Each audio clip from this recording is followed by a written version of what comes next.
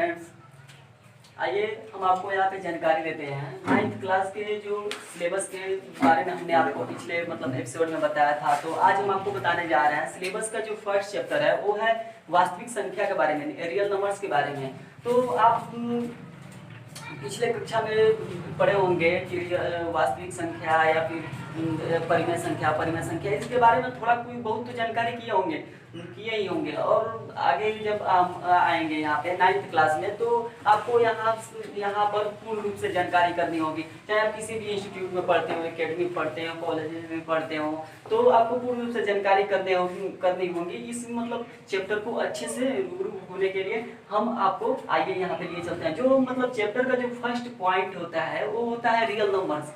वास्तविक संख्या होता क्या है?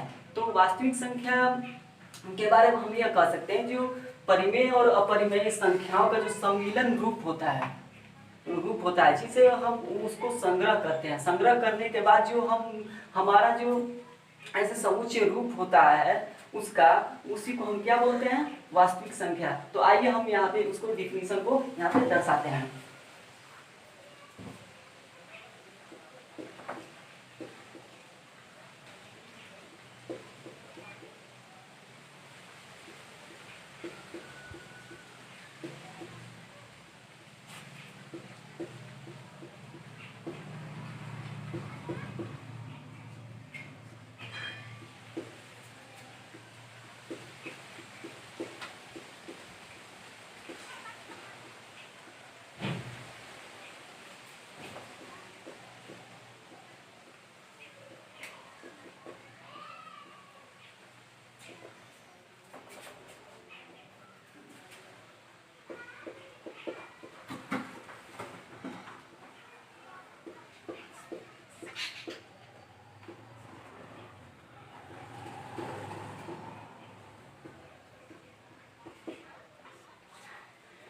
और इस चैप्टर का जो सेकंड पॉइंट आता है वो होता है पूर्णांक संख्या। पूर्णांक संख्या का क्या होता है उसके बारे में हम जानकारी कराएंगे आपको। तो पूर्णांक संख्या के बारे में आप जानते होंगे कि जो गिनती की संख्या होती है, जैसे 1 2 3 4 5 ऐसे जो संख्याएं होती हैं उन्हें हम क्या बोलते हैं? उन्हें हम बोलते हैं प्राकृतिक संख्या। तो प्राकृतिक संख्या को आइए हम यहाँ पे बोर्ड पे डिफाइन करने का प्रयास करते हैं।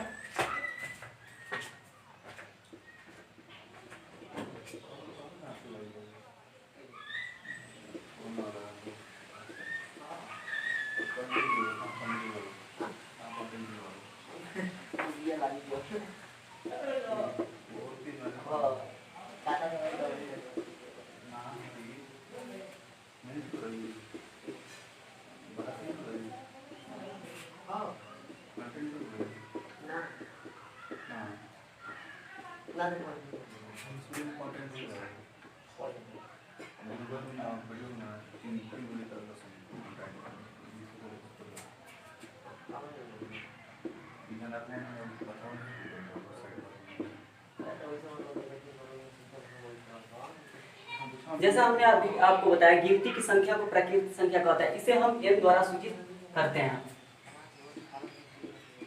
n means number, capital N के द्वारा।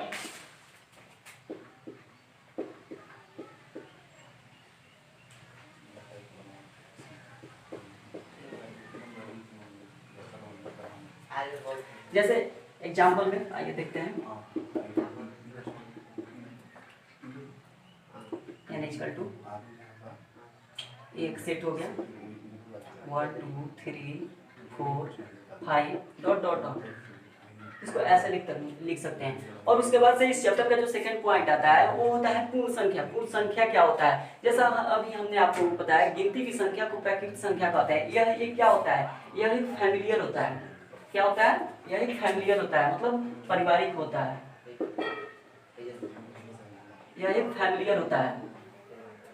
तो फैमिलियर क्यों होता है? क्योंकि ये एक संग्रह है। जब परिवार में मेंबर, जब एक सदस्य सभी मिलकर एक परिवार बनाते हैं, उसी को हम क्या बोलते हैं? फैमिलियर बोलते हैं, पारिवारिक बोलते हैं। तो इसके माध्यम से हम आपको बताएंगे यहाँ पे कि अगर इस संख्याओं में, अगर नेचुरल नंबर में अगर हम यहाँ पे अगर शून्य को संग्रहित कर लें तो यह क्या हो जाएगा? होल नंबर, पूर्ण संख्याएं हो जाएंगी। तो आइए हम आपको यहाँ पे बता रहे हैं पूर्ण संख्या के बारे में।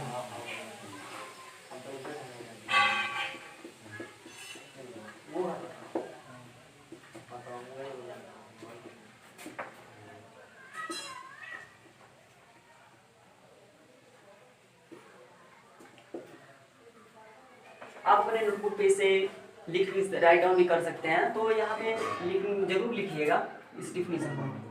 पूर्ण संख्या है, अगर प्राकृतिक संख्या में अगर हम शून्य को संग्रहित कर देते हैं, ग्रहित कर देते हैं, तो जो समुच्चय हमको प्राप्त होता है वही क्या होता है, पूर्ण संख्या होती है। गिनती की संख्या में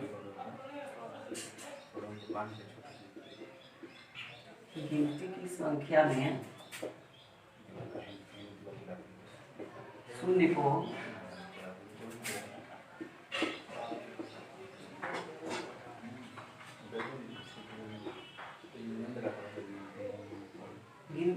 संग्रहित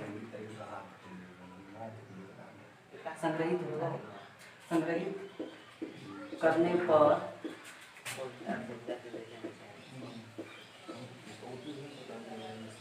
जो समुच्चय प्राप्त होता है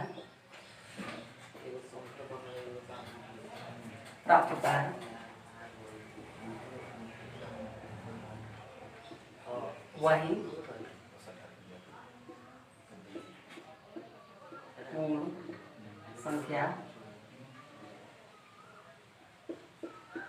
संख्या कहलाता है। इसे हम किसके द्वारा सूचित करते हैं, डब्ल्यू के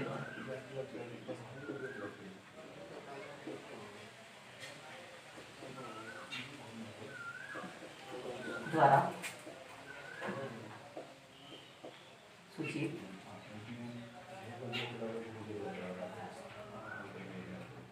डब्ल्यू द्वारा सूचित करते हैं।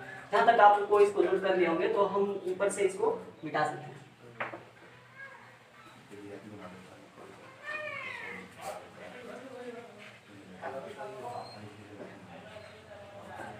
तो आइए इसका हम एग्जाम्पल यहीं पे लिख लेते हैं। इसका एग्जाम्पल हो जाएगा 0 1 0 1 2 3 4 ऐसे भी हो सकते हैं। उसके बाद इसका जो तीसरा पॉइंट आता है वो होता है पूर्णांक संख्या। पूर्णांक संख्या किसे कहते हैं?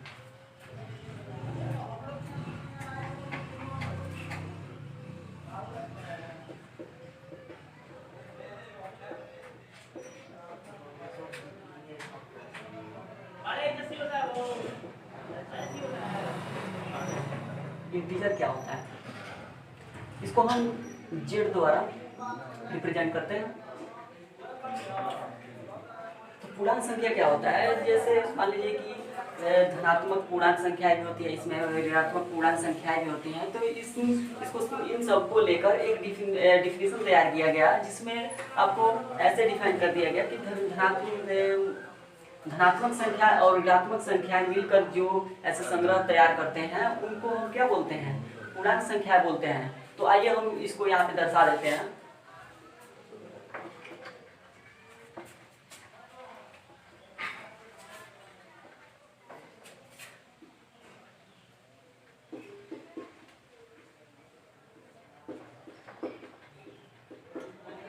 धनात्मक संख्याएं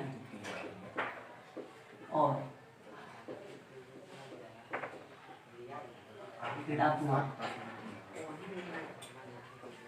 संख्याएं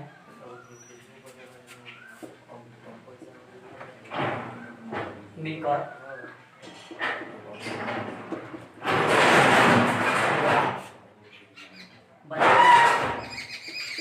जो संग्रह बनाते हैं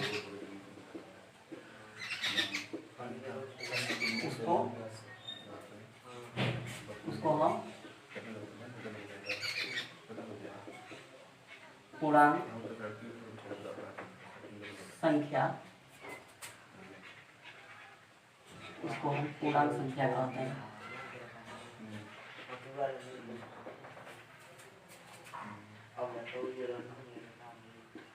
इसे हम जेड या आई द्वारा भी सूचित कर सकते हैं।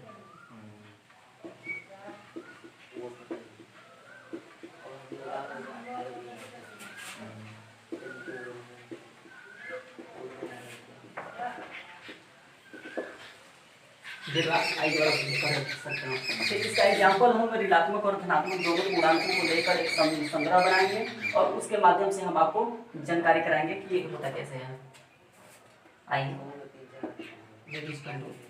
यहाँ पे हम माइनस से शुरू करेंगे, -1 -2 माइनस,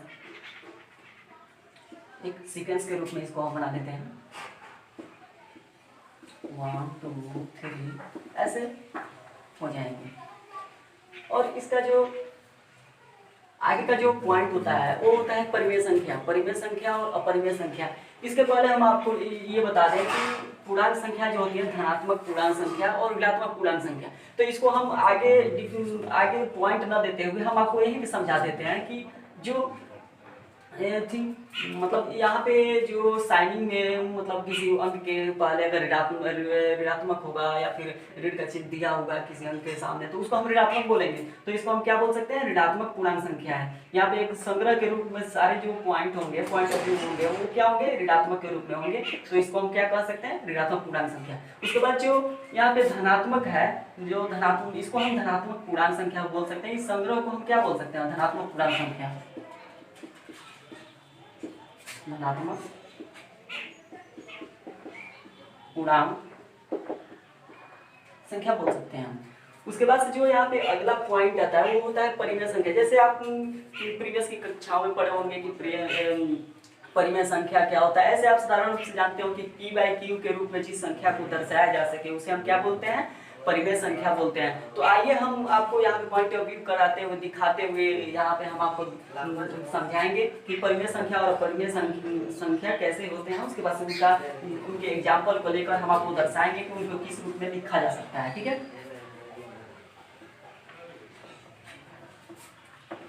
इसको आप नोट करते जाइएगा।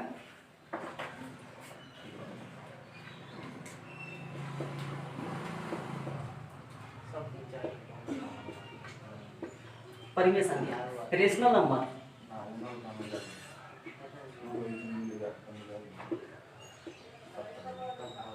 Rational number.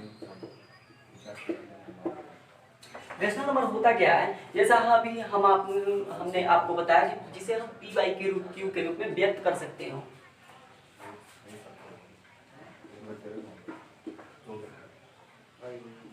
जिसे हम p/q के रूप में व्यक्त कर सके, उसी को क्या बोलते हैं, परिमेय संख्या। परिमेय संख्या, परिमेय संख्या कहलाता है। इसका जो कंडीशन होता है वो ये होता है कि q not equal to 0, q 0 के बराबर नहीं होना चाहिए। अगर q 0 के बराबर होता है तो वो क्या हो जाएगा, इनफाइनाइट हो जाएगा। इसका कंडीशन याद रखना बहुत जरूरी है। उसके बाद से जो पॉइंट आता है वो होता है अपरिमेय संख्या। अपरिमेय संख्या ऐसे बहुत ही साधारण रूप से आपको इसको याद कर सके। बस इतना आपको याद करना है कि जिसे हम p/q के रूप में व्यक्त कर सके। यहाँ से यहाँ तक आपको याद करना बहुत ज़्यादा जरूरी है। इसको आप याद करना और कुछ याद करने की जरूरत नहीं है। और उसके बाद अगला जो पॉइंट आता है वो होता है अपरिमेय संख्या।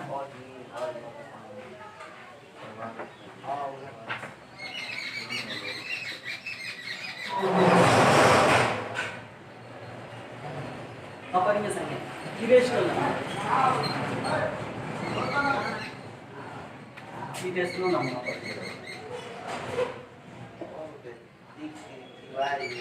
इरेशनल नंबर क्या होता है कि जिसे हम p/q के रूप में व्यक्त ना कर सके। इसका हम एग्जांपल लिखना भूल गए। आइए इसका हम एग्जांपल लिख सकते हैं। इसका एग्जांपल हो जाएगा 3/4, 5/7, 6/9। इसको इस रूप में मतलब ऐसे व्यक्त कर सकते हैं। बहुत सारी ऐसी संख्याएं जिनको आप समझ गए हैं, उसके बाद से आपको p/q के रूप में लिख सकते हैं।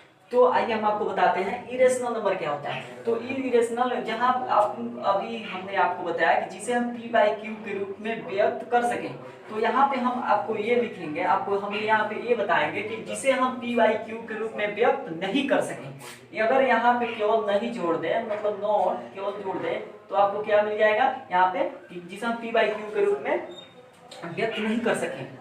तो आइए हम इसका डिफिनेशन यहाँ पे हम नोट करा देते हैं आपको, जिसे हम p बाई क्यू के रूप में व्यक्त नहीं कर सके। वही क्या होता है, अपरिमेय संख्या कहा जाता है।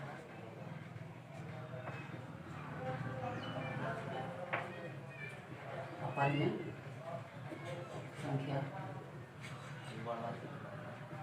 संख्या कहा जाता है। इसके लिए भी वही कंडीशन होना चाहिए, क्यू नॉट इक्वल टू क्या होना चाहिए, 0 होना चाहिए। यही हो गया। उसके बाद से इन सभी पॉइंटों को जब हमने आपको दिखाया, तो यहाँ पे हम ये दर्शाएंगे कि इनका जो संख्या रेखापन निरूपण होता है, मतलब ऐसे पूर्णांक संख्याओं का संख्या रेखापन निरूपण, उसके बाद से होता है पूर्ण संख्याओं का संख्या रेखापन निरूपण, परिमेय संख्याओं का संख्या रेखापन निरूपण। उसके बाद से क्या होता है कि जो सबसे मेन पॉइंट है उसको हम संख्या रेखापन निरूपण करके हम आपको यहाँ पे बता रहे हैं। अब आइए हम आपको यहाँ पे बता देते हैं परिमेय संख्याओं का संख्या रेखा पर निरूपण।